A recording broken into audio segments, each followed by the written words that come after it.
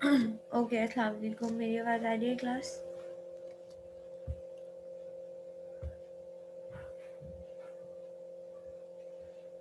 Yes, ma'am.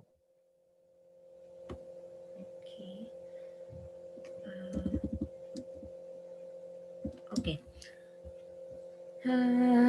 Let's start the session.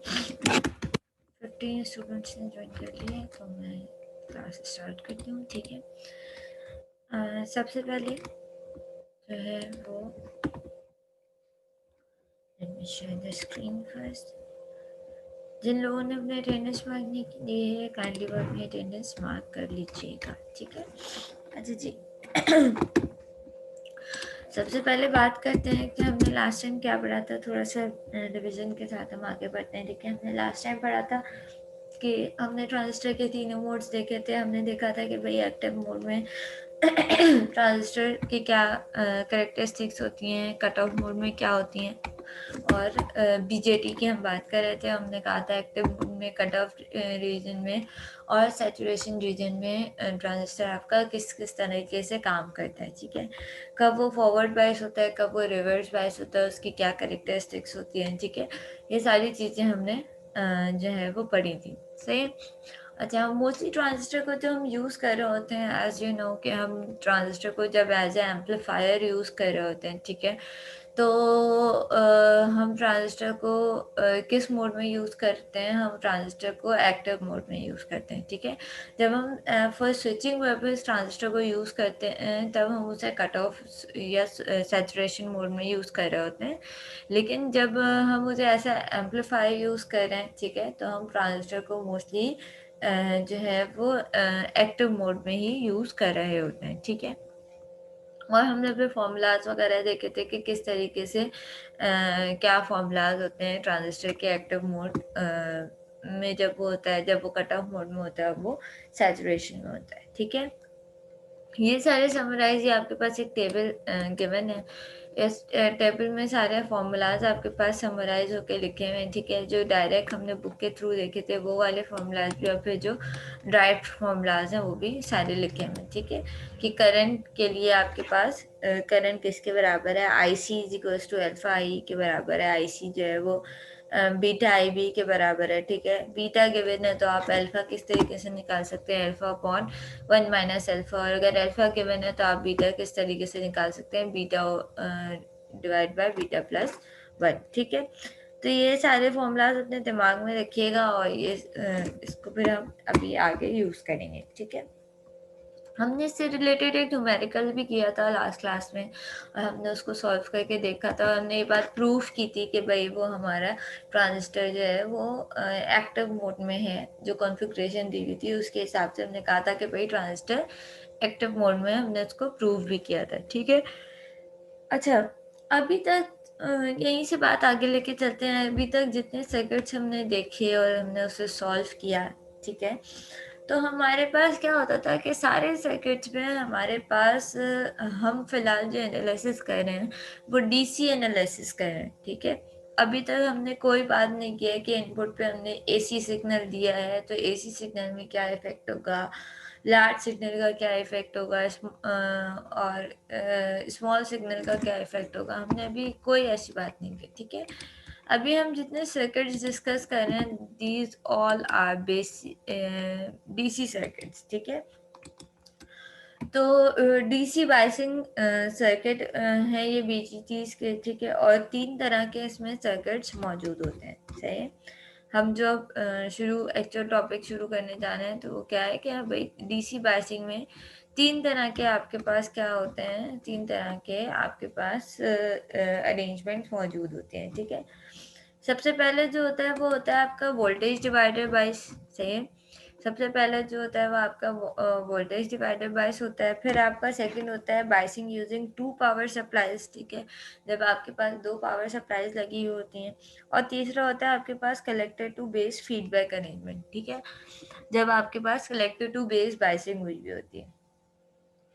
ठीक हो गया जी, तो सबसे पहले स्टार्ट करते हैं हम वोल्टेज डिवाइडर बायसिंग से कि किस तरीके से हम वोल्टेज डिवाइडर बायस सर्किट को सॉल्व करते हैं। ठीक है, अच्छा, अगेन आई रिकमेंड यू कि आप लोग जो है वो अपने पास पेपर और पेन लेके बैठो, ठीक है, सारे के सारे। तो क्योंकि ज़ाहिर है मैं न्यूमेरिकल सॉल्व करा रही हूँ और बीच-बीच में मैं आप लोगों का इनपुट भी चाहूँगी और of course I want all of you to write it down and solve it on your paper as well, ठीक है? तो हम स्टार्ट करते हैं इस एग्जांपल से। ये मैंने बुक से ही इमेज ली हुई है, ठीक है? और अच्छा, सर्किट्स मैं ऑब्वियसली कहीं से भी ले सकती हूँ, ठीक है? मैंने सर्किट ये वाला जो है वो बुक से लिया हुआ है। जो सर्किट मैं जो है वो सॉल्व करवाते जाऊँगी, तो ज़ाहिर है मैं उसका पूरा सॉल्यूशन बताऊँगी आपको, ठीक है? अच्छा, ये सर्किट इसको वोल्टेज डिवाइडर बायस क्यों कहा जा रहा है, ठीक है? बायसिंग का मतलब क्या होता है कि इनपुट को क्या दिया हुआ है। बायस का मतलब क्या है कि हमने इनपुट को, सर्किट चल कैसे रहा है, इनपुट सर्किट को कैसा मिल रहा है, ठीक है? तो यहाँ पे इनपुट पे हमारे पास क्या लगा हुआ है, वोल्टेज डिवाइडर का सर्किट लगा हुआ है, सही है? वोल्टेज डिवाइडर का सर्किट लगा हुआ है, 2 रेजिस्टर्स लगे हुए हैं, सही है? अच्छा, इस तरह के सर्किट्स को हम किस तरीके से सॉल्व करते हैं? आप लोग क्योंकि एफई पढ़ के आए हो और एफई में ऐसे सर्किट्स पढ़ चुके हो, तो थोड़ा सा आइडिया दो, अगर किसी को पता है कि मैं इसको किस तरीके से स्टार्ट करूंगी सॉल्व करना। एनीवन?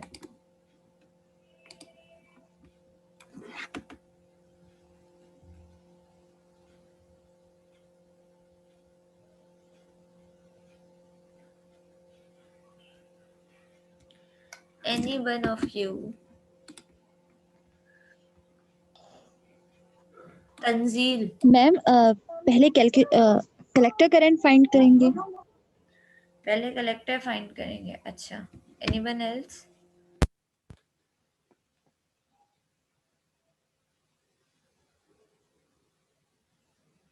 मिकदाद?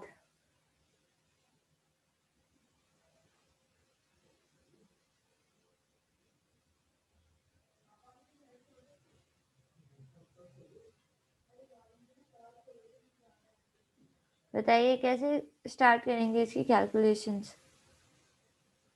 मिकदाद?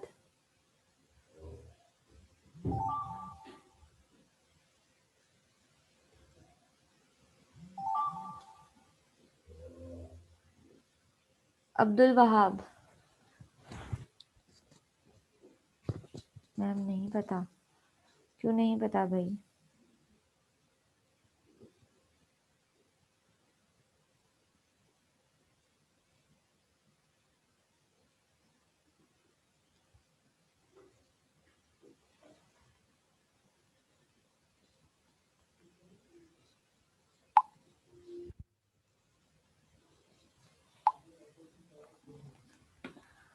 ओके चलो, मैं आई डोंट नो कि आप लोगों को क्यों नहीं आइडिया है इस चीज़ का। इस तरह के सर्किट्स आप बिल्कुल सॉल्व कर चुके हो, एफई में सॉल्व किए होंगे आप लोगों ने, ठीक है? लेकिन खैर चलो, क्योंकि मैं कोई क्विज वगैरह तो ले नहीं रही हूँ, तो मैं खुद ही सॉल्व करवा देती हूँ फिलहाल। इसमें हम जो है वो क्या करेंगे, हम इनपुट पे पहले इनपुट के सर्किट को सॉल्व करेंगे, ठीक है? इनपुट के सर्किट का मतलब ये है कि मैं पहले इस वोल्टेज डिवाइडर को सॉल्व करूँगी, ठीक है?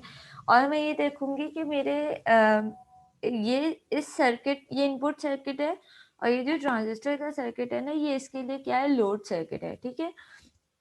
तो हम ये फाइंड आउट करेंगे किसी तरह कि ये ट्रांजिस्टर को इससे इस इनपुट ये इनपुट किस तरह से ट्रांजिस्टर को जो है वो फीड कर रहा है, ठीक है? तो इनपुट सर्किट को हम थेवेनिन सर्किट से थेवेनिन सर्किट के थ्रू सॉल्व करते हैं, ठीक है? थेवेनिन से जो रूल होते हैं ना हमारे पास, थेवेनिन सर्किट हम किस तरीके से सॉल्व करते थे? थेवेनिन सर्किट हम इस तरीके से सॉल्व करते थे कि हम लोड रिमूव कर देते थे, ठीक है? उसके बाद हम इक्विवेलेंट सर्किट निकालते थे, ठीक है? अब अगर मैं इससे लोड रिमूव कर दूं, सही है, तो लोड रिमूव करके क्या होगा आपके पास कि मैं अगर लोड रिमूव कर दूं और सर्किट, ये पूरा मेरे पास क्या है, लोड है, सही? ये मेरे पास इसके लिए क्या है, ये मेरा इनपुट सर्किट है और ये इसका लोड है, ये इसको इनपुट प्रोवाइड कर रहा है, ठीक है? तो हम इसको किस तरीके से सॉल्व कर सकते हैं कि भाई मेरे पास, मैं इसका इक्विवेलेंट सर्किट बनाऊं कि भाई ये एक रेजिस्टर लगा हुआ है, दैट इज RB1, ठीक है? और ये दूसरा रेजिस्टर लगा हुआ है, दैट इज RB2, सही है। इन दोनों के बीच से जो है वो क्या हो रहा है, हम आउटपुट ले रहे हैं इधर से, और ये किससे, इसके साथ RB1 के साथ क्या कनेक्टेड है, सप्लाई कनेक्टेड है, ये वाली सप्लाई 15 वोल्ट की, ठीक है, ये सप्लाई कनेक्टेड है। और फिर ये क्या हो रहा होगा, ये पूरा सर्किट हो रहा है ग्राउंड, क्योंकि RB2 किससे कनेक्टेड है, ग्राउंड से, ठीक है। और ये 15 वोल्ट की सप्लाई यहाँ मौजूद है। तो जब अगर मैं लोड हटा दूं तो ये सर्किट कुछ इस तरीके से बनेगा, ठीक है। अब मुझे क्या निकालना है, इसका इक्विवेलेंट रेजिस्टेंस और इक्विवेलेंट वोल्टेजेस निकालना है, मतलब मुझे इसका VTH, ठीक है, VTH और RTH फाइंड आउट करना है, ठीक है। RTH फाइंड आउट करने के लिए हम क्या करते हैं, ये चलो पहले VTH की बात करते हैं। VTH कहाँ फाइंड आउट करना है, मुझे इस पॉइंट पे VTH मालूम करना है। इस पॉइंट पे रेजिस्टेंस मालूम करने के लिए, इस पॉइंट पे वोल्टेज मालूम करने के लिए मुझे क्या करना पड़ेगा, इस पॉइंट पे वोल्टेज मालूम करने का मकसद ये है कि ये कौन सा वोल्टेज होगा जो RB2 पे आ रहा होगा, ठीक है। तो अगर मैं वोल्टेज डिवाइडर का फॉर्मूला लगा लूँ तो अगर, और मैं उससे RB2 का वोल्टेज मालूम कर लूँ तो मुझे इस पॉइंट का वोल्टेज पता चल जाएगा, ठीक है। तो मेरा VTH एक्चुअली बराबर किसके आ जाएगा, मेरा VTH बराबर आ जाएगा RB2 divided by RB1 plus RB2 multiply by 15 volts, ठीक है। इसको मैं सॉल्व करूंगी, मेरे पास VTH आ जाएगा, ठीक है। जल्दी से कोई सॉल्व करके बताओ मुझे VTH क्या आ रही थी, सही। उसके बाद क्या है, प्लीज रिपीट कर दें। बेटा कुछ भी नहीं किया हमने, क्या किया, हमने कहा कि भाई ये हमारे लिए ये इनपुट सर्किट है, ये जो दो रेजिस्टर RB1 और RB2 लगे हुए हैं, ठीक है, ये हमारे पास इनपुट सर्किट है। और ये लोड है हमारा, ये तो ट्रांजिस्टर है, ये बेसिकली इस इनपुट के लिए लोड है, ठीक है। हमने क्या किया, हमने इनपुट को सॉल्व करना था, हमने ये फाइंड आउट करना था कि इस ट्रांजिस्टर को कितने इनपुट वोल्टेजेस और कितनी रेजिस्टेंस मिल रही है, ठीक है। मतलब मैं अगर ट्रांजिस्टर की तरफ से देखूं तो ट्रांजिस्टर को पीछे कितना रेजिस्टेंस और कितनी वोल्टेजेस दिख रही है, ठीक है। तो इसके लिए मुझे क्या करना पड़ेगा, मुझे अपना ये इनपुट का सर्किट सॉल्व करना पड़ेगा। इनपुट का सर्किट सॉल्व करने के लिए मैं क्या करूंगी, मैं इस लोड को रिमूव करूंगी। इस लोड को मैंने रिमूव किया और मेरे पास ये दो रेजिस्टर बचे, ठीक है। मैंने क्या किया, मैंने इसको, इसका सिर्फ सर्किट इस तरीके से बनाया आप लोगों को समझाने के लिए, आसानी के लिए, ठीक है। अब मेरे पास इस सिंपल इस सर्किट को आप देखो तो ये किसका सर्किट है, ये आपके पास दो जो है वो इसके थ्रू मैं जो इक्विवेलेंट रेजिस्टेंस और इक्विवेलेंट वोल्टेजेस निकालूंगी, ठीक है। अब मैंने देखा मुझे इस पॉइंट पे वोल्टेज चाहिए थे, इस पॉइंट पे मुझे वोल्टेज इस पॉइंट पे मुझे वोल्टेज निकालना था, मुझे मतलब यहाँ से इस पॉइंट से आउटपुट लेना था, ठीक है। तो मैंने क्या किया, मैंने कहा इस पॉइंट पे वही वोल्टेज होगा जो RB2 पे आएगा, सही है। तो अगर मैं किसी तरह इस RB2 का वोल्टेज निकाल लूँ तो मेरे पास वो VTH के ही बराबर होगा। और RB2 का मैं वोल्टेज कैसे निकाल सकती थी, मैंने सिंपल वोल्टेज डिवाइडर लगा दिया, ठीक है। VTH is equal to RB2 divide by RB1 plus RB2 multiply by 15, और इसका आंसर कैलकुलेट कर लेंगे हम, ठीक है। अच्छा, दूसरी चीज क्या होती है, इक्विवेलेंट रेजिस्टेंस। इक्विवेलेंट रेजिस्टेंस निकालने के लिए क्या करते हैं, सोर्स हटाते हैं हम अपनी, ठीक है।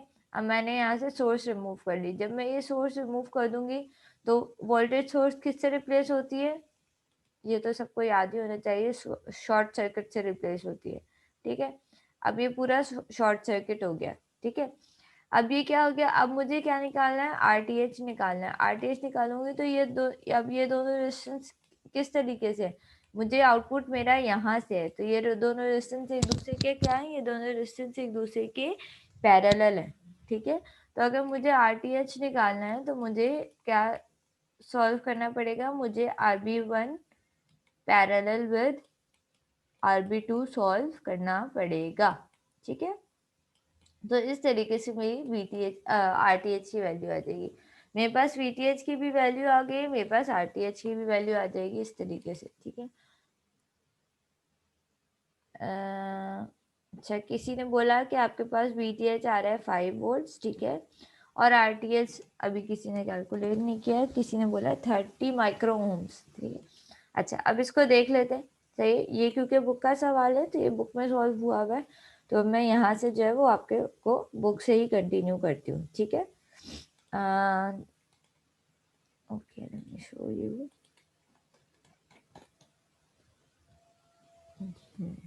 एक मिनट।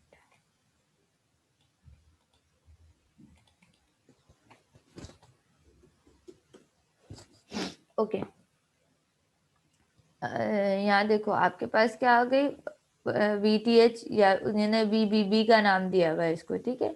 उसी तरीके से RB2 divide by RB1 plus RB2 multiply by 15 करके वोल्टेजेस निकाले हुए, और RB1 को पैरेलल विद RB2 सॉल्व करके रेजिस्टेंस निकाली हुई। जिसने भी 30 ओम ने बोला था गलत है, 33.3 के रेजिस्टेंस आ रही है, ठीक है। तो इस तरीके से आपने जो है वो अपने इनपुट पे वोल्टेजेस और वो निकाल लिए, ठीक है। ये देखो अब इनपुट पे कितने, अब मैं इसका इक्विवेलेंट सर्किट, ये बी वाला इक्विवेलेंट सर्किट बना हुआ है। अब इसके इनपुट पे इसके पास कितने वोल्ट्स हैं, 5 वोल्ट्स दिख रहे हैं इसको, और मतलब ये हमने इसका इक्विवेलेंट सर्किट अपनी आसानी के लिए बना लिया है कि अब मैं अगर वोल्टेज डिवाइडर को सॉल्व करें तो हमारे पास कितने वोल्ट्स बनते हैं, 5 वोल्ट्स बनते हैं, और कितनी रेजिस्टेंस बनती है हमारे पास, 33.3 के, ठीक है। इस वोल्टेज को जो जिसको हम VTH बोल रहे थे, इन्होंने इसको VBB बोला है, और इस रेजिस्टेंस को RBB बोला है, ठीक है। कैलकुलेट बिल्कुल वैसे ही की हुई है, सही। अब मुझे क्या करना है, मुझे अब इनपुट का लूप सॉल्व करना है। हमें बेसिकली फाइंड आउट क्या करना है, हमें करंट फाइंड आउट करना है, IB फाइंड आउट करना है हमें, सही है। हमें IC फाइंड आउट करना है, हमें IE फाइंड आउट करना है, सही है। हमें VCE फाइंड आउट करना है, ये सारी चीज़ें हमें फाइंड आउट करनी है। तो सबसे पहले हमें स्टार्ट करते हैं इनपुट से। इनपुट का करंट हमें मालूम करना है। हम क्या करेंगे, इनपुट की लूप इक्वेशन लिखेंगे, ठीक है। अब यहाँ से लूप इक्वेशन लिखना शुरू करो तो देखो क्या बनेगी। सबसे पहले आपके पास यहाँ पे कौन कौन से वोल्टेजेस आ रहे हैं, ठीक है। यहाँ पे आपके पास इनपुट पे लूप पे कौन कौन से वोल्टेजेस आ रहे हैं, ये जो VBB है, ठीक है। देखिए किसके पास जा रहा है, ये VBB जो है, ये यहाँ से स्टार्ट हुआ तो ये किस किस पे जाके डिवाइड हो रहा है, ये आपका VBB जाके डिवाइड हो रहा है किस पे, इस RBB के। फिर इस VBE के, VBE क्या होता है आपका, ट्रांजिस्टर का ड्रॉप होता है, ठीक है। ट्रांजिस्टर का ड्रॉप कितना होता है, 0.7 होता है, हमें पता है, ठीक है। ये क्योंकि हम सिलिकॉन ट्रांजिस्टर यूज करें तो हम इसका 0.7 ही ड्रॉप लेंगे, सही है। अच्छा, आपके पास ये VBB किस किस पे डिवाइड हुआ, RB-IB पे, ठीक है, VBE पे और IE-RE पे, ठीक है। अब मैं ये जो बोल रही हूँ मैं ये लिखती भी हूँ इक्वेशन यहाँ पे। टेक्स्ट बॉक्स कहाँ से आता था, यहाँ से आता था, ठीक है। तो हमारी इक्वेशन इनपुट की, इनपुट लूप इक्वेशन हमारे पास क्या बनेगी, सही, हमारे पास बनेगी VBB किस किस पे डिवाइड हो रहा है, किसके बराबर है, IB RBB के प्लस, सही है, VBE के प्लस IE-RE के, ठीक है, इसके बराबर है। इस सब की वैल्यू, अच्छा अब मैं क्या करूंगी, अब मुझे IB निकालना है, ठीक है। तो IB निकालने के लिए हमने क्या किया, हमने IE को रिप्लेस कर दिया किससे, ऊपर जो मैंने फॉर्मूलाज के टेबल दिखाया था उसमें देखना,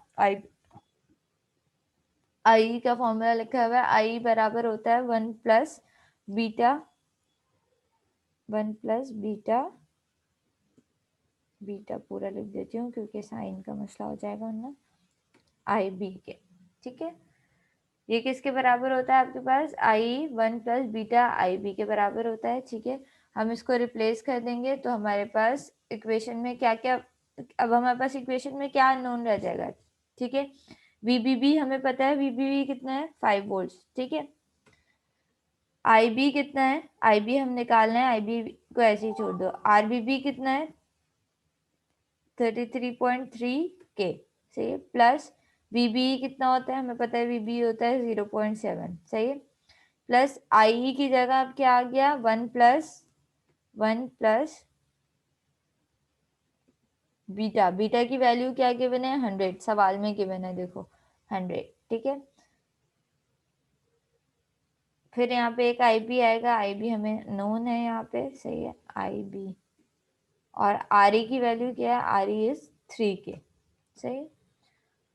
अब इसमें इस पूरी इक्वेशन में सिर्फ क्या अननोन रह गया, IB अननोन रह गया। इक्वेशन को हम मतलब सॉल्व करेंगे, सही है, और IB की वैल्यू निकाल लेंगे। और IB की वैल्यू क्या आएगी, यहाँ पे गिवन है, सॉल्व होगी, तुम तो हटो, ओके। IB की वैल्यू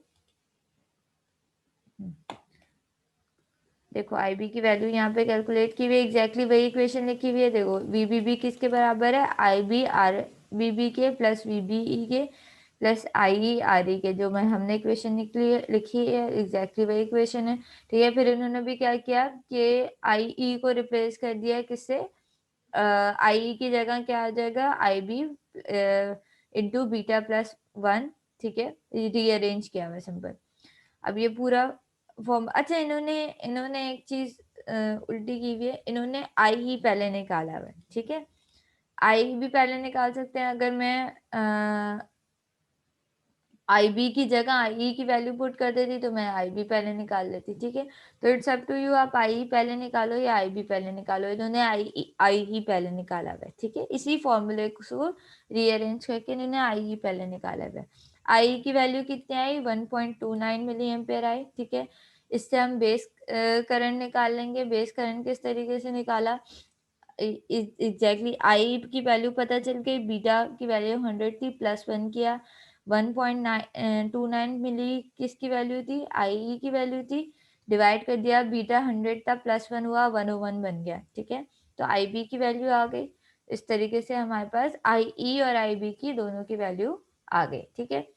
उसके बाद हमने क्या करना है, हमें जो है वो किसका वोल्टेज निकालना है, बेस वोल्टेज निकालना है, ठीक है। Base voltage VB, base voltage कौन सा वोल्टेज होगा, इस पॉइंट पे जो वोल्टेजेस आ रहे होंगे, ठीक है, इस पॉइंट पे जो वोल्टेजेस आ रहे होंगे। अच्छा, इस पॉइंट के वोल्टेजेस किसके बराबर होंगे, इस पॉइंट के वोल्टेजेस उसी के बराबर होंगे जो आगे जा रहे हैं, ठीक है। और आगे क्या क्या जा रहा है, आगे जा रहा है VBE और IE और RE, ठीक है। तो अगर मुझे ये वोल्टेजेस फाइंड आउट करने हैं कि मेरे पास यहाँ पे कितने वोल्टेजेस आ रहे थे इस पॉइंट पे, ठीक है, तो मैं क्या करूंगी, VBE और IE का सम निकालूंगी तो मुझे पता चल जाएगा, क्योंकि यही वोल्टेजेस तो थे जो ये यहाँ पे ये VB आ रहा होगा, वही इन दोनों में जाके आगे डिवाइड हो रहा होगा ऑब्वियसली। तो मैं अगर इन दोनों के वोल्टेजेस को प्लस कर लूँ तो मुझे पता चल जाएगा कि इनके इनपुट पे कितने वोल्टेजेस आ रहे थे। इसका मुझे वोल्टेज पता है कि डायोड का ट्रांजिस्टर का ड्रॉप मेरे पास कितना है, 0.7 है, ठीक है। 0.7 में मैंने प्लस किया IE और RE, IE की वैल्यू भी मुझे पता है, RE की वैल्यू भी मुझे पता है, दोनों को मल्टीप्लाई किया, ऐड किया, मेरे पास VB की वैल्यू क्या बन गई, ये इक्वेशन बनी, ठीक है। और VB की वैल्यू क्या बन गई, 4.7, ठीक है। अच्छा, उसके बाद हमने क्या किया, हमने अब IC निकालना था, हमने बेस करंट निकाल लिया, हमने एमिटर करंट निकाल लिया। अब तीसरा करंट हमारे पास कौन सा बचा, कलेक्टर करंट, ठीक है। और हमने बेस वोल्टेजेस भी निकाल लिए, ठीक है। तीसरी चीज क्या बची हमारे पास, कलेक्टर करंट। तो ये कलेक्टर करंट के लिए हमने देखा कि भाई हमारे पास इक्वेशन क्या होती है, IC is equal to alpha IE, ठीक है। IC equals to alpha I से निकाले, अल्फा किस तरीके से निकाल सकते हैं, हमें बीटा पता है, हमें पता है बीटा से अल्फा निकल सकता है। अल्फा की वैल्यू क्या है, 0.99, ठीक है। अच्छा, यूजुअली यहाँ पे जितने ट्रांजिस्टर्स यूज किए जाते हैं उनमें अल्फा की वैल्यू 0.99 ही होती है, ठीक है। मल्टीप्लाई किया 1.29 इज इक्वल टू, अच्छा आईसी की वैल्यू क्या आ गई, 1.28 मिली एम्पेयर, सही है। अच्छा, आईसी की आप वैल्यू बीटा आईबी के थ्रू भी निकाल सकते थे, आईसी का एक फॉर्मूला बीटा आईबी भी होता है, तो इट्स अप यू, आप किसी भी फॉर्मूले से निकाल सकते हो, ठीक है। वही वैल्यू वही आएगी, क्योंकि ये सारे फॉर्मूलाज एक दूसरे से रिलेटेड हैं, एक दूसरे के थ्रू ड्राइव हुए हैं, सही है। अच्छा, यहाँ पे आईसी की वैल्यू कितनी आ गई, 1.28 मिली एम्पेयर, सही है। अब आप अगर नोटिस करो तो आपके पास देखो IC की वैल्यू सही है 1.28 है, और IE की वैल्यू क्या है 1.29 मिली एम्पेयर, ठीक है। तो इसका मतलब इन दोनों की वैल्यू में 0.01 का डिफरेंस है, बहुत कम डिफरेंस है। और यूजुअली ऐसे ही होता है कि हमारे पास कलेक्टर करंट और एमिटर करंट में बहुत ही नेग्लिजिबल डिफरेंस होता है, बहुत ही माइन्यूट डिफरेंस होता है, ठीक है। तो हम क्या करते हैं, हम अपनी आसानी के लिए समटाइम्स न्यूमेरिकल में जब हमारे पास वैल्यूज इस तरीके से होती हैं कि गिवन नहीं होती, तो हम क्या कर सकते हैं, हम IC को IE के बराबर भी ले सकते हैं, सही है। और ये करंट एजम्पशन आपकी through out the book use हुई हुई है कि आप अपने कलेक्टर करंट और एमिटर करंट को अप्रॉक्सीमेटली इक्वल ले सकती हैं। और आप वैल्यूज के जरिए भी देखो, अभी आपने इक्वल नहीं लिया, ठीक है, लेकिन आपने दो अलग अलग फॉर्मूला से निकाला, तब भी आपने देखा एक की वैल्यू आ रही है 1.28 और एक की वैल्यू आ रही है 1.29, ठीक है। इसका मतलब 0.01 का डिफरेंस है, दैट इज ऑलमोस्ट नेग्लिजिबल, ठीक है। 0.01 मिली एम्पेयर का डिफरेंस है, जो कि बहुत कम माना जाता है। तो इन सम टाइम्स आप अप्रोक्सीमेशन के लिए IC को IE के इक्वल ले सकते हो, ठीक है।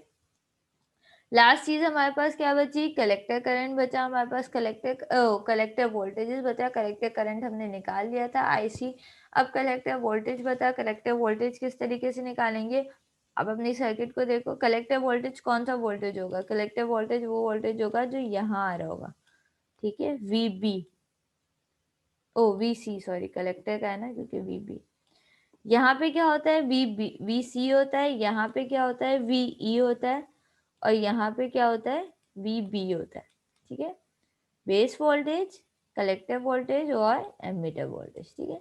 तो हम अभी VC निकालना है। VC कितना होगा, देखो, जितना ये VCC से आ रहा है, दैट इज 15 वोल्ट, यहाँ से आया, इस पे ड्रॉप हुआ, ठीक है, इस रजिस्टर पे ड्रॉप हुआ, तो जितना बचा वो VC पे आ गया। तो अगर मैं इक्वेशन ऐसे लिखूं कि भाई मेरे पास VC किसके बराबर है, अगर मैं 15 वोल्ट्स में से माइनस कर दूं कौन सा वोल्टेज जो मेरे पास इस रजिस्टर पे आ रहा है, और इस रजिस्टर पे क्या आ रहा होगा, IC RC, ठीक है, तो मेरे पास किसकी वैल्यू आ जाएगी, VC की वैल्यू आ जाएगी, ठीक है। अब मुझे IC की वैल्यू भी पता है 1.29 मिली एम्पेयर, अभी ऊपर निकाली थी, 28 थी, 29 थी, 28 थी, ठीक है। और RC की मुझे पता है कितनी है, 5K, और 15 वोल्ट तो हमें पता ही है। तो इन दोनों को मल्टीप्लाई करेंगे और फिर 15 में से माइनस कर देंगे, तो हमारे पास क्या आ जाएगी, VC की वैल्यू आ जाएगी, दैट इज, नीचे कैलकुलेट की हुई है, दैट इज 8.6 वोल्ट्स, ठीक है।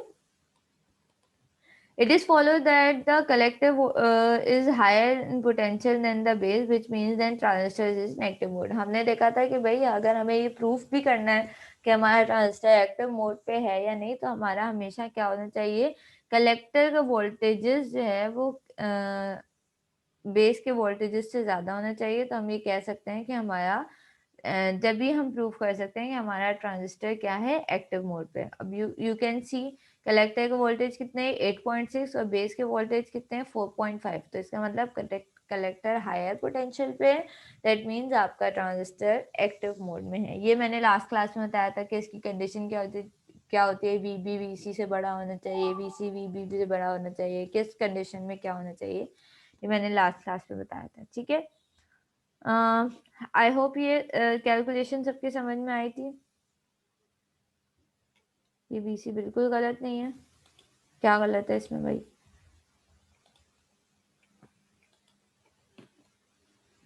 कैलकुलेट करके देख लेना आप, सही है।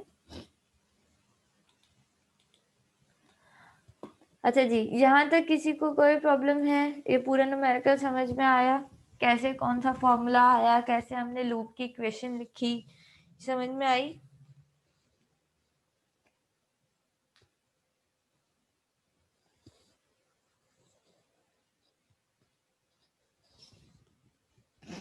कोई इशू किसी को,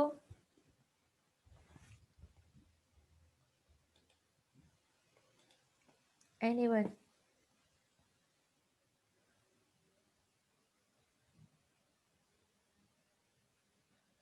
ठीक है, सही, लेट्स कंटिन्यू। ये थी हमारे पास कौन सी, ये थी हमारे पास पहली वाली arrangement, that is single power supply with single power supply voltage divider biasing थी, ठीक है। वोल्टेज डिवाइडर बायसिंग थी, हमारे पास इनपुट पे क्या लगा हुआ था, वोल्टेज डिवाइडर लगा हुआ था, और हमारे पास सिंगल पावर सप्लाई थी। सिंगल पावर सप्लाई मतलब सिर्फ एक 15 वोल्ट्स सप्लाई ऊपर दी हुई थी, जो आपका एमीटर था वो ग्राउंड पे था, ठीक है। सिर्फ आपके कलेक्टर पे 15 वोल्ट की सप्लाई दी हुई थी, ठीक है। अच्छा, दूसरा मेथड आपके पास क्या होता है बायसिंग का? दूसरा मेथड होता है आपके पास 2 पावर सप्लाईज वर्जन ऑफ, सही है। अब आपके पास क्या होता है, आपके पास 2 पावर सप्लाईज होती हैं, एक VCC, ठीक है, और दूसरा माइनस VEE, ठीक है। ऐसे सर्किट्स भी आपने देखे हैं और सॉल्व भी किए हैं, ठीक है। आपके पास क्या होता है, VCC होता है और नीचे आपके पास एमीटर पे भी सप्लाई मौजूद होती है, ठीक है। पॉजिटिव नेगेटिव दोनों सप्लाई मौजूद होती है आपके पास, सही है। अब इसको हम किस तरीके से सॉल्व कर सकते हैं, ठीक है। अब हमें इसको सॉल्व करना है, इसको हम किस तरीके से सॉल्व कर सकते हैं, हम वही करेंगे, हम क्या करेंगे, पहले हम इनपुट के लूप की इक्वेशन लिखेंगे और फिर हम आउटपुट लूप की इक्वेशन लिखेंगे। जब हम इनपुट और आउटपुट लूप की इक्वेशन लिख लेंगे तो हमें पता चल जाएगा कि हम सारी चीज़ें कैलकुलेट बआसानी कैलकुलेट कर पाएंगे, ठीक है।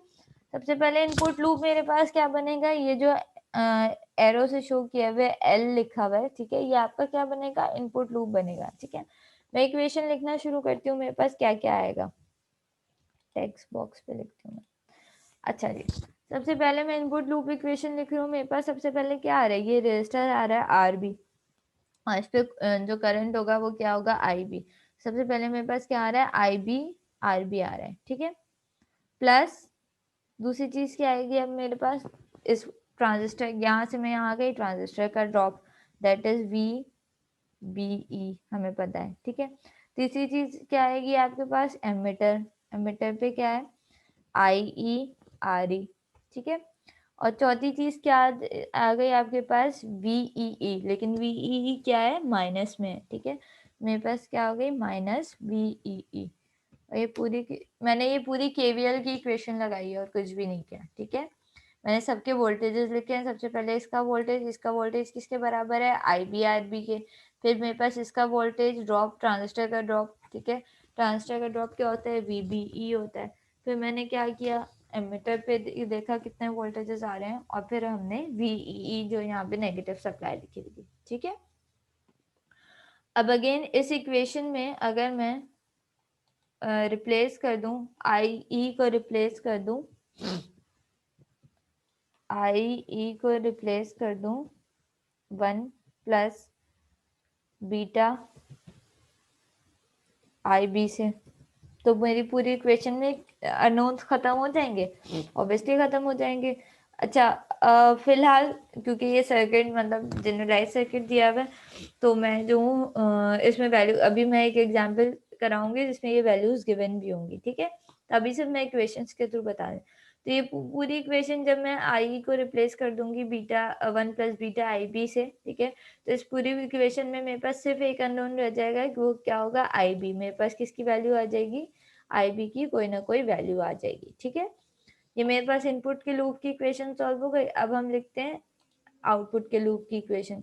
आउटपुट का लूप कौन सा बनेगा, this is the output loop, ये से ये मेरा कौन सा लूप था, इनपुट लूप था, और ये मेरे आउटपुट कहाँ से होता है, कलेक्टर से होता है ना, तो कलेक्टर टू एमीटर मेरा क्या होगा, आउटपुट लूप होगा, ठीक है। अब आउटपुट लूप की इक्वेशन मैं लिखूं तो क्या होगा, भाई मेरा जो VCC है, सही है, वो किस किस को सप्लाई दे रहा है, VCC टोटल जो आया वो किस किस पे ड्रॉप हुआ, वो ड्रॉप हुआ ICRC पे, सही है, प्लस VCE पे। VCE क्या है, कलेक्टर टू एमिटर वोल्टेजेस, ठीक है। इन दोनों के बीच का जो वोल्टेज होगा, किसका, इधर का कलेक्टर टू एमिटर वोल्टेज, उसको क्या कहेंगे हम, VCE।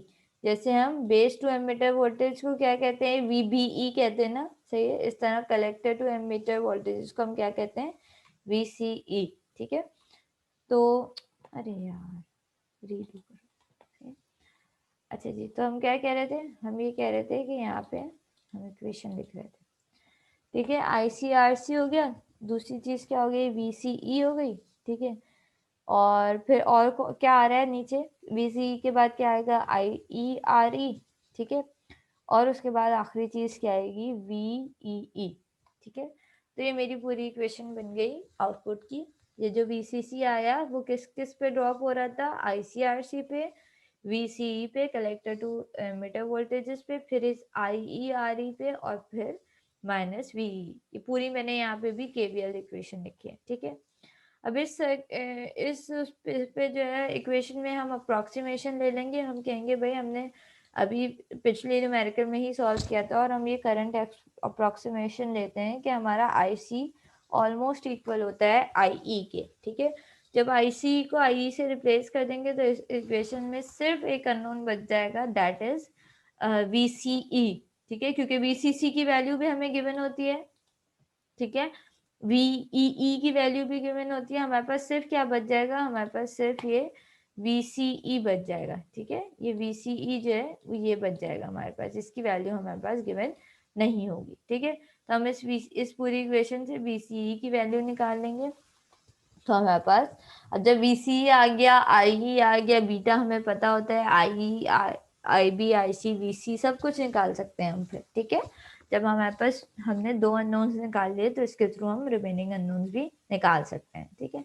अब क्योंकि इस सर्किट में तो वैल्यूज गिवन नहीं है, तो मैं दूसरा सर्किट इसके नीचे मैंने दूसरा सर्किट लिया हुआ है, उसके थ्रू हम इसको सॉल्व करते हैं, ठीक है। अच्छा, इन्होंने कहा हुआ है कि भाई आपको जो है वो वोल्टेजेस कौन कौन से निकालने हैं, ये वोल्टेजेस बताए हुए हैं। ये V6 अगर मैं इसको जूम करूं, ओके, इन्होंने कहा हुआ है भाई ये इक्वेशन है आपकी, ये सर्किट है आपका, और आपको क्या करना है, ये V7 V5 और V6 की वैल्यू निकालना है, ठीक है। तो हम इसको मैं वैल्यूज पुट करना शुरू करते हैं, हम देखते हैं भाई किस तरीके से ये सर्किट सॉल्व हो सकता है से। अच्छा, अब मैं क्योंकि इनपुट की इक्वेशंस और आउटपुट की इक्वेशंस बता चुकी हूँ, तो अब मैं डायरेक्ट इक्वेशंस लिख के सिर्फ वैल्यूज लिखूंगी, और आप लोग मुझे फॉलो करना, ठीक है, ताकि टाइम कम कंज्यूम हो, सही। सबसे पहले मैंने वही इनपुट की लूप इक्वेशन लिखी। इनपुट की लूप इक्वेशन क्या बनी, IBRB plus VBE plus IERE और माइनस VEE, ठीक है, इज इक्वल्स टू 0। अच्छा जी, आ जाओ भाई तुम, okay, is equals to 0। Same वही इक्वेशन में मैंने IE को रिप्लेस किया 1 plus beta I beta, okay, IC से, ठीक है। और मैंने इस इक्वेशन को फिर रीअरेंज किया, रीअरेंज करके मेरे पास इक्वेशन कुछ इस तरीके से बन गई कि IB मेरा बराबर आ गया किसके, VEE minus VBE divided by, अच्छा ये पूरा एक ब्रैकेट में है, ठीक है। मैम आर भी नहीं लिखा क्या बेटा, मैम, जी जी, आर भी नहीं लिखा आपने। RB नहीं, IB RB। Sorry sorry sorry, अब लिख दिया, ठीक है, खुश। अच्छा जी, और नीचे क्या बचेगा, IRB plus RE plus beta RE, ठीक है। अब इस इक्वेशन को सॉल्व करेंगे तो मेरे पास, अच्छा मैं थोड़ा, ओके, इस इक्वेशन को सॉल्व करेंगे तो मेरे पास IB की वैल्यू आ जाएगी, सारे अननोन्स क्योंकि मेरे पास गिवन है, VEE भी गिवन है, VE किसके बराबर है, 3 के बराबर है। अच्छा, क्योंकि आप ऑलरेडी यहाँ पे इक्वेशन में माइनस कंसिडर कर चुके हो, तो अब आप यहाँ पे वैल्यू पुट करते हुए -3 नहीं लिखोगे, ठीक है। आप वैल्यू पुट करते हुए -3 नहीं लिखोगे, आप 3 ही लिखोगे, ठीक है। अच्छा, इसमें वैल्यूज पुट करना, आपके पास आउटपुट पे वैल्यू आ जाएगी, करंट आएगा 9.41 माइक्रो एम्पेयर। अब ये कैसे आया, ये आप अपने पास सॉल्व करके देखेंगे। मैंने इक्वेशन भी बता दी है और मैंने आंसर भी बता दिया, ठीक है।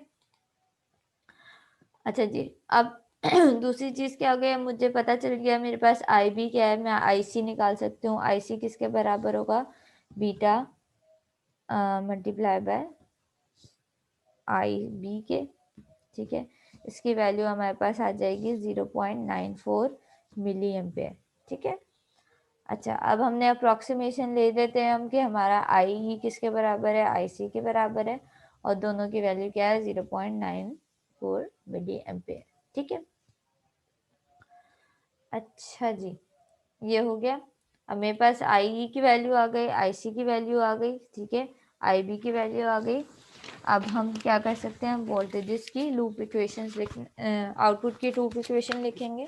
आउटपुट की लूप इक्वेशन मेरे पास क्या बनेगी, वी सी सी माइनस, लिख देती हूँ मैं, V C C minus I C R C is minus V C E minus I E R E और माइनस वी, ठीक है। अब ये कैसे आए ये खुद गौर करना, मैंने समझाया हुआ है कि मैंने अभी पीछे ही समझाया था मैंने ये इक्वेशन कैसे लिखी थी, ठीक है। इस इक्वेशन को सिंप्लीफाई करूंगी, मेरे पास वी सी ई अननोन बचेगा, वी सी ई अननोन निकालना है तो मेरे पास ओवरऑल इक्वेशन सॉल्व होके क्या बनेगी, आई सी। अगेन हम यहाँ पे वही आई सी को आई ई के बराबर ले लेंगे तो मेरे पास अननोन्स कम हो जाएंगे, ठीक है। या आप चाहो तो आप डायरेक्टली भी वैल्यू पुट कर सकते हो, इट्स अप टू यू, ठीक है। प्लस आई ई प्लस वी ई, ठीक है। तो वी सी ई की वैल्यू आपके पास आ जाएगी 2.428 वोल्ट्स, ठीक है। अब ये कैसे आई ये सॉल्व करके आपका देखना आपका काम है, ठीक है।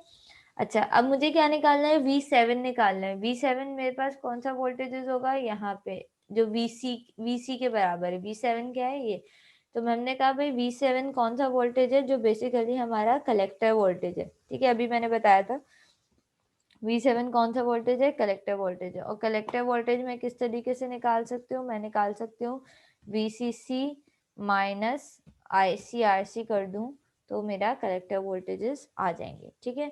इसकी वैल्यू भी निकाल के देखना है, इसकी वैल्यू आएगी आपके पास 1.496 वोल्ट्स, ठीक है। अच्छा जी, अब आखिरी चीज क्या बची आपके पास, दो चीजें बची आपके पास एक VE बचा, दैट इज V6 और V5 निकालना है। V6 किसके बराबर है, V5 पहले बात कर लेते हैं। V5 किसके बराबर है आपके पास, V5 VE के बराबर है, ठीक है। तो VE मैं किस तरीके से निकाल सकती हूँ, मुझे पता है VCE बराबर होता है किसके, VC माइनस VE के, ठीक है। अब मुझे VCE भी पता है, मुझे VC भी पता है, तो मैं VE निकाल सकती हूँ। VE की इक्वेशन क्या बनेगी, VE बराबर आ जाएगा VC माइनस VCE के। इसकी वैल्यू निकालना तो ये आएगी कुछ, VE नेगेटिव में आएगा, that is minus 0.93 may be, 93 या 98 है, माइनस भी आएगा इसके साथ, ठीक है जी। और उसके बाद आखिरी चीज हमारे पास क्या बची, हमने यार ये मैं ओके, आखिरी चीज हमारे पास क्या बची, हमने निकालना था वी बी किसके बराबर है, V6 के, ठीक है। V6 निकालना था हमें, वो VB के बराबर है, VBE is equal to VB minus VE बराबर हो जाएगा किसके, VBE के। इससे VB निकाल सकते हैं, VB की इक्वेशन क्या बन जाएगी, VB बराबर हो जाएगा VBE प्लस VE के, और इसकी वैल्यू आ जाएगी, VB की वैल्यू आ रही होगी माइनस 0.232 वोल्ट, ठीक है। अब ये वैल्यूज मैंने पूरी आउटपुट इक्वेशंस भी लिख दिए हैं, आउटपुट्स भी लिख दिए हैं, मैंने सिर्फ वैल्यूज पुट करके नहीं दिखाई हैं, ऑब्वियसली मैं तेजी से, टाइम की वजह से तेजी से चली, सही है। तो आपके पास ये सारी इक्वेशन लिखी हुई हैं, ये आप अपने पास लिख के खुद से सॉल्व करके देखो, आपके पास आंसर्स यही आ रहे होंगे, ठीक है। और अगर इसमें कोई भी मसला हो तो फिर मुझे बताना, मैं आपकी जो कंफ्यूजन है वो क्लियर कर लूंगी। अभी फिलहाल इसमें मैं कोई इक्वेशन जो समझ ना आई हो तो मुझसे पूछ लो।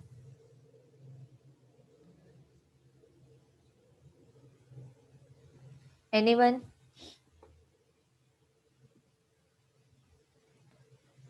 यहाँ तक कोई मसला है किसी को,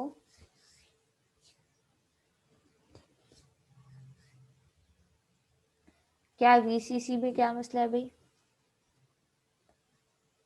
VCC वाली बताएं, VCC वाली, ये वाली, ये V7 वाली शारिक, ये वाली इक्वेशन,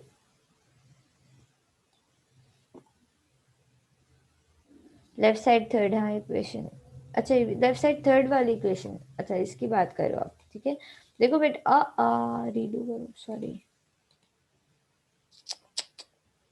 ओके फाइन। अच्छा लेफ्ट साइड थर्ड वाली इक्वेशन कैसे आई, लेफ्ट साइड थर्ड वाली इक्वेशन ऐसे आई, ये देखो ये VCC था, ठीक है, ये टोटल VCC आ रहा है, ये जो VCC आ रहा है, अब अपना सर्किट देखो, मैंने कहा था कि KVL हम इस पे लगाएंगे, इस पूरे पे, ठीक है। अब ये जो VCC आ रहा है वो किस किस पे ड्रॉप हो रहा है, वो VCC इस पे ड्रॉप हो रहा है, ठीक है, फिर वो VCC इस पे ड्रॉप हो रहा है, फिर वो VCC इस पे ड्रॉप हो रहा है, और फिर चौथा वोल्टेज कौन सा है, ये वाला वोल्टेज है। तो मैंने कहा कि अगर मैं इस गिवन VCC में से माइनस कर दूं इसका ड्रॉप, इसका ड्रॉप, इसका ड्रॉप, और ये तो मुझे पता ही है, ठीक है, तो ये पूरी इक्वेशन बन जाएगी, ये पूरा लूप कंप्लीट हो जाएगा, ठीक है। तो हमने क्या किया, ये VCC में से माइनस किया, minus ICRC minus VCE, VCE कौन सा वोल्टेज होता है, कलेक्टर टू एमिटर वोल्टेज, ये ICRC ये वाला वोल्टेज हो गया, ठीक है, VCE ये वाला वोल्टेज हो गया, IERE ये वाला वोल्टेज हो गया, ठीक है। और फिर चौथी चीज आपके पास क्या आ गई, VEE आ गया, VEE के साथ क्योंकि नेगेटिव था तो इसके साथ एक और नेगेटिव साइन आ गया, सही है। अब समझ में आई शारिक, मैंने सिर्फ ये आउटपुट की पूरी लूप इक्वेशन लिखी है, that's it, nothing new. Chat box कहाँ है भाई, हाँ भाई। अच्छा मैम, जैसे VC फाइंड किया है वैसे VE फाइंड नहीं कर सकते, जैसे VC फाइंड किया है वैसे VE फाइंड, हमें उल्टा चलना पड़ेगा ना, हमें फिर वो सारे ड्रॉप्स निकालने पड़ेंगे। तो आसान तरीका ये था कि आप VC में से VE माइनस कर दो, तो अल्टीमेटली आपके पास VCE पड़ता था हमें, तो हमने VC में से VE माइनस कर दिया। आसान इक्वेशन यूज करते हैं ना, ठीक है। अदर वे अराउंड आप कर सकते हो, ठीक है, कोई मसला नहीं है। अगर आप किसी दूसरी इक्वेशन से भी सॉल्व करना चाहो तो कोई वो इशू नहीं होता, लेकिन ऑब्वियसली आपने फिर लूप इक्वेशन लिखी भी सही होनी चाहिए, साइंस का ख्याल रखना है आप, ठीक है। तो we always choose the easiest way, कि हम इजीएस्ट वे से निकाल सकें, ठीक है। अच्छा एक चीज रह गई यहाँ पे अभी, क्योंकि क्लास का टाइम खत्म हो गया, मैं नेक्स्ट क्लास में उसको कंटिन्यू करूंगी, ठीक है। जो एक चीज आपके पास रह गई, that is the feedback collector to emitter third configuration, that was collector to base feedback resistor, ठीक है। तो मैं ये इंशाल्लाह ताला नेक्स्ट क्लास में करवाऊंगी। अच्छा एक ज़रूरी बात जो मुझे करनी थी, मैं आज असाइनमेंट अपलोड करूंगी आप लोगों के लिए, ठीक है। यू हैव अ वीक, आपके पास पूरा वीक है, आप नेक्स्ट मंडे तक ये असाइनमेंट सबमिट करवा सकते हो। मतलब नेक्स्ट मंडे तक की डेडलाइन होगी, आपने ये असाइनमेंट सॉल्व करना है और मुझे सबमिट करवाना है, ठीक है। असाइनमेंट का पैटर्न यही होगा, न्यूमेरिकल बेस्ड असाइनमेंट है, सही है। तो असाइनमेंट का पैटर्न यही होगा, मैं आज रात तक अपलोड कर दूंगी, और असाइनमेंट का पैटर्न यही होगा कि आप उसे पेपर पे क्लियरली सॉल्व करोगे, फिर उसकी इमेजेस लोगे और उसकी PDF फाइल बनाओगे और LMS पे अपलोड कर दोगे, ठीक है। लेकिन पेपर पे नीट एंड क्लीन सॉल्व होना चाहिए। नहीं बेटा, अभी ऑफिशियली कोई अनाउंसमेंट नहीं आई है यूनिवर्सिटी ओपन होने की।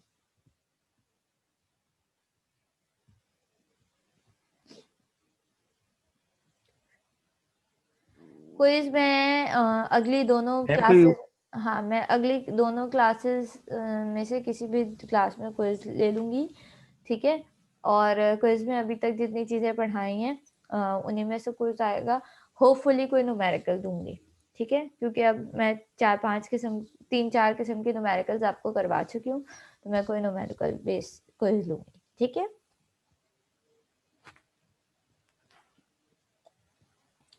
चलो ठीक है, इंशाल्लाह ताला नेक्स्ट क्लास में मिलते हैं, क्लास का टाइम अप हो गया है, सही है। तो इंशाल्लाह ताला नेक्स्ट क्लास में मिलते हैं, जब तक फी अमान अल्लाह।